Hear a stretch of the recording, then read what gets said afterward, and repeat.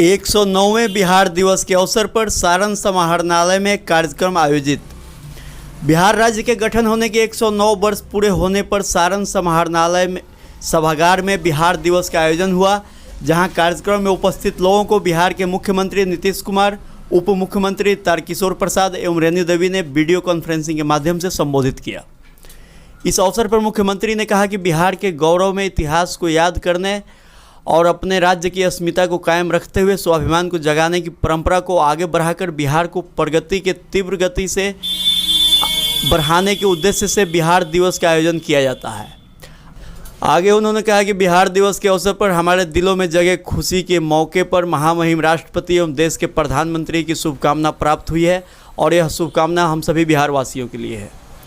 Video conferencing के माध्यम से विस्तृत रूप से बताते हुए उन्होंने कहा कि आज ही के दिन 1912 में बिहार उड़ीसा के साथ एक अलग प्रांत के रूप में बंगाल से अलग होकर अपने अलग अस्तित्व में आया, जिसकी राजधानी पटना बनाई गई।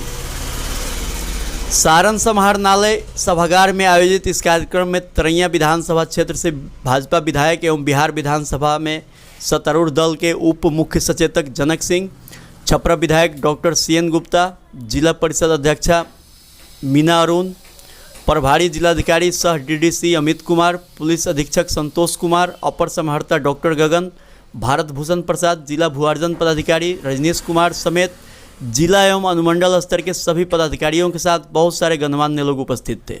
आइए देखते हैं इस कार्यक्रम के कुछ दृश्य। बिहार दिवस के आज के इस कार्यक्रम में उपस्थित माननीय उप मुख्यमंत्री श्री तारकिशोर प्रसाद जी, माननीय उप मुख्यमंत्री श्रीमती रेणु देवी जी, इस कार्यक्रम की अध्यक्षता कर रहे माननीय मंत्री शिक्षा विभाग एवं संसदीय कार्य विभाग श्री विजय कुमार चौधरी जी, मुख्यमंत्री के प्रधान सचिव श्री दीपक कुमार जी, बिहार सरकार के मुख्य सचिव श्री अरुण कुमार सिंह जी, बिहार सरकार के विकास आयुक्त जनाब आमिर सुबहानी साहब,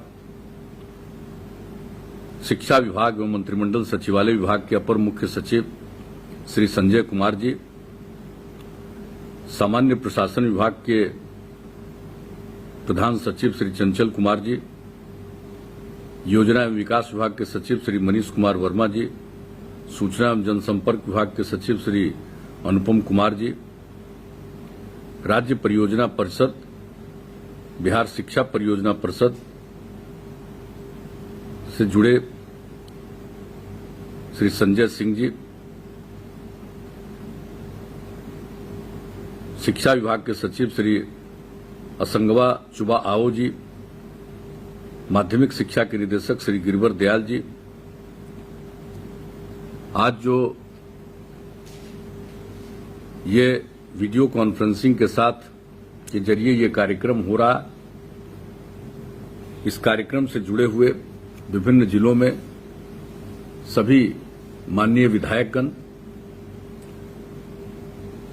सभी प्रमंडलीय आयुक्त, जिला पदाधिकारीगण, अन्य सभी पदाधिकारीगण, शिक्षा विभाग के सभी पदाधिकारीगण, कर्मीगण, शिक्षकगण, सभी छात्र छात्राएं,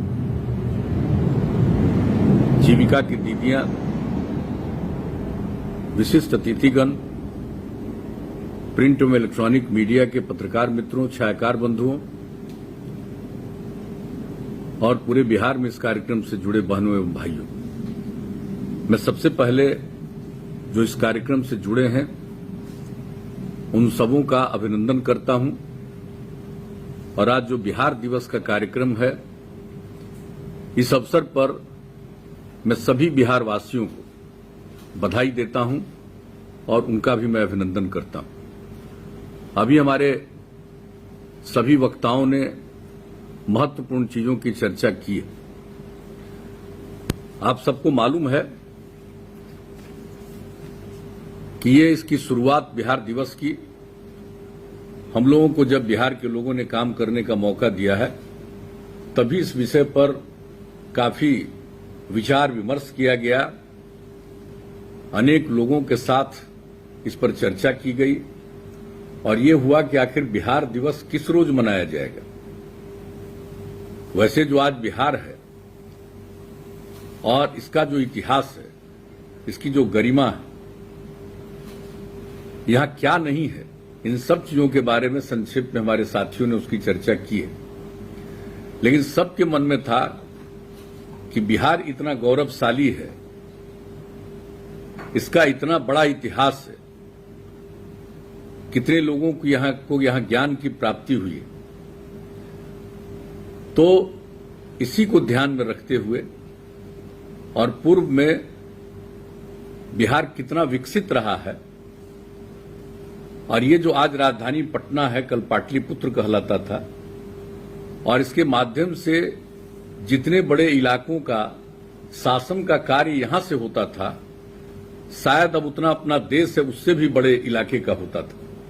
तो ये सब स्थिति थी, तो अपने सभी लोगों के मन में ये बात थी कि हम लोगों को बिहार के लिए कुछ न कुछ गौरवपूर्ण ढंग से कुछ सोचना चाहिए, करना चाहिए, लोगों को प्रेरित करना चाहिए।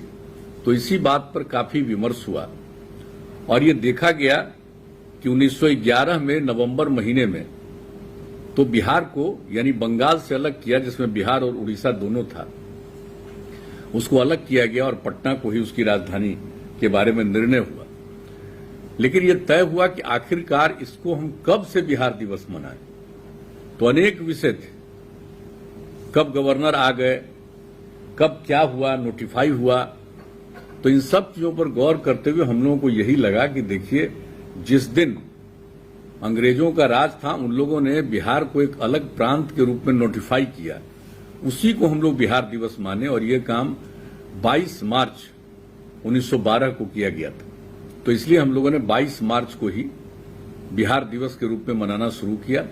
और इस पर चर्चा तो पहले से कई सालों से हो रही थी, लेकिन 2010 से एक कार्यक्रम का, अच्छे खासे कार्यक्रम की शुरुआत की गई और गांधी मैदान के माध्यम से हम लोगों ने ये सब काम काफी कुछ शुरू किया, बड़े पैमाने पर काम किया गया।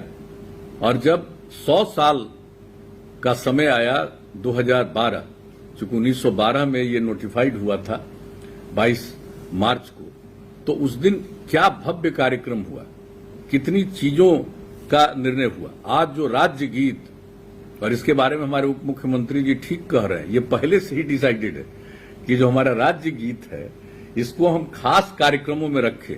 कई साल तक खास कार्यक्रमों में रखा जाता था, पढ़ा जाता था, लेकिन इधर ये काम धीरे धीरे लोग भूल गए। तो आपको जो आज उप मुख्यमंत्री जी दोबारा कह रहे हैं, ये पहले की बात है, तय है। तो हम तो ये कहेंगे सब लोगों को, हमारे सब लोग बैठे हुए, मुख्य सचिव बैठे हुए हैं, विकास आयुक्त बैठे हुए हैं, और जो जिम्मेवारी शिक्षा विभाग को दी गई कि बिहार दिवस का आयोजन शिक्षा विभाग के माध्यम से। आखिर शिक्षा विभाग को क्यों तय किया गया? वो इसलिए तय किया गया कि शिक्षा सबसे महत्वपूर्ण है, और पहले बिहार में शिक्षा थी, इन दिनों हम काफी पीछे रहे। तो इसीलिए शिक्षा विभाग को ये जिम्मेवारी दी जाए और इसको बड़े पैमाने पर नई पीढ़ी के लोगों को ये जानकारी दें। तो जब नई पीढ़ी के लोग, पुरुष और स्त्री, सब के सब लोगों को अगर इन सब चीजों का एहसास हो गया, जो पढ़े हैं, जो नहीं पढ़े हैं, उन सब लोगों के बीच में धीरे धीरे चर्चा हो जाएगी, तो सबके मन में एहसास होगा। और आप जान रहे हैं, अब तो बिहार दिवस आप जान लीजिए, सिर्फ बिहार में नहीं, बिहार के बाहर दूसरे प्रांतों में, और यहां तक कि दूसरे देशों में जहां बिहार के लोग रहते हैं वहां बिहार दिवस मनाते हैं। और आज कितनी खुशी की बात है कि आज के बिहार दिवस के अवसर पर आदरणीय राष्ट्रपति जी ने, आदरणीय प्रधानमंत्री जी ने भी बिहार को शुभकामनाएं दी है बिहार दिवस के अवसर पर। तो आप समझ सकते हैं कि बिहार दिवस का कितना महत्व है, सब लोगों ने इनको स्वीकार किया, और कितने बड़े पैमाने पर यह कार्यक्रम चलता रहा है। गांधी मैदान में कार्यक्रम कितना भव्य होता रहा है, कितने लोग पुरस्कृत होते रहे हैं, कितनी नई चीजें सामने आती रही हैं। लेकिन अब किया क्या जाए, ये पिछले साल जो कोरोना हो गया उसके चलते ये बंद हुआ, लेकिन इस बार हम लोगों ने कहा कि भाई वीडियो कॉन्फ्रेंसिंग के जरिए हम इस कार्यक्रम को जरूर शुरुआत करेंगे। आखिर कितने दिन तक हम बिहार दिवस के कार्यक्रम को नहीं करेंगे। तो आज जब इसी रूप में किया गया, मैं इसके लिए शिक्षा विभाग को धन्यवाद देता हूं कि आज अनेक जगहों पर और सब जगह हम देख रहे हैं कि हर जिले में लोग बैठे हुए हैं, और जिसकी हमने चर्चा की, अनेक जिलों में माननीय विधायकगण भी शामिल हैं, सब लोग हैं, बच्चे बच्चियां, सब लोग शामिल हैं, छात्र हैं, सब तरह के लोग इस कार्यक्रम में शामिल हुए हैं। तो ये बहुत खुशी की बात है। तो इसका मकसद क्या है? हम सब लोगों का मकसद यही है कि बिहार को हम सब लोग आगे बढ़ाएंगे, और इसी मकसद से बिहार दिवस का आयोजन किया गया। इसके लिए जो सोचा गया उसकी बात तो सबको मालूम है और आपको अभी अपने संक्षेप में उसकी जानकारी दी। लेकिन इसका मकसद क्या है? बिहार को विकसित करना है। बिहार के सब लोगों के मन में एक आत्मविश्वास का भाव पैदा हो और आगे सब लोग बढ़ें, एक दूसरे की मदद करें, प्रेम का भाव हो, भाईचारे का भाव हो, एक दूसरे के प्रति अच्छा भाव हो, और इसी के लिए इस तरह के कार्यक्रम का आयोजन किया जाता है। तो आज मुझे खुशी है कि आज 109 वर्ष पूरे हो रहे हैं और इस दिन सब लोग इस काम में शामिल हैं। हम सब लोगों को अपनी शुभकामनाएं देते हैं, और जो कुछ भी है गौरवशाली इतिहास तो रहा ही है, जिसकी चर्चा हमारे सभी साथियों ने की है कि आखिर कौन कौन लोग यहां पर नहीं आए। ज्ञान और मोक्ष दोनों की धरती, और कितने लोगों को यहां ज्ञान की प्राप्ति हुई, ये आप सब लोगों को मालूम। तो बिहार के सभी लोगों को फिर से ज्ञान की प्राप्ति कराना, और इसीलिए बिहार दिवस का आयोजन शिक्षा विभाग को ही दिया गया कि ये काम करें कि ज्ञान की भूमि है, सभी ज्ञानी बने। तो सब लोगों को प्रेरित करने के लिए ही ये काम किया जा रहा है। तो सब तरह की बात है और अच्छी बात है।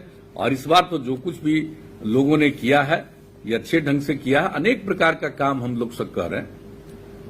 बच्चे बच्चियों को पढ़ाने के लिए पहले की क्या स्थिति थी, अब कितने लोगों को, लड़कियां कहां पढ़ती थी, किस तरह से लड़कियों को प्रेरित किया, पोशाक योजना, साइकिल योजना, और अब कितनी लड़कियां पढ़ रही।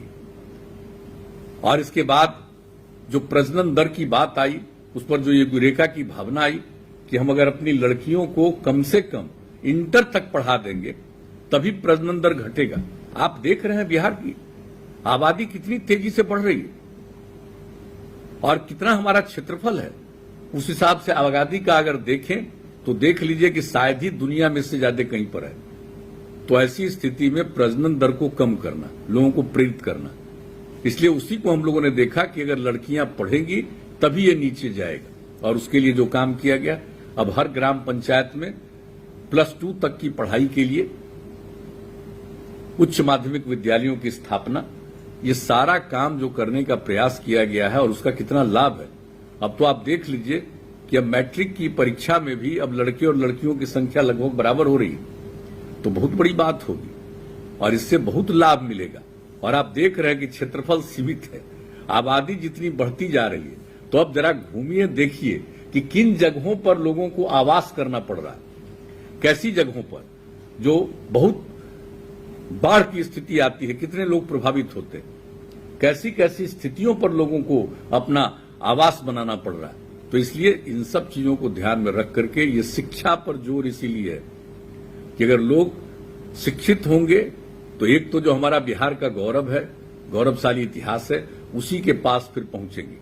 अगर जो बिहार का गौरवशाली इतिहास है हम उसको फिर से अगर प्राप्त कर लेंगे तो बिहार न सिर्फ आगे बढ़ेगा बल्कि पूरे देश को आगे बढ़ाने में अपना योगदान देगा और दुनिया भर के सामने अपना एक उदाहरण रखेगा कि हम फिर से वहां पहुंचे हैं जहां कभी कई हजार साल पहले थे।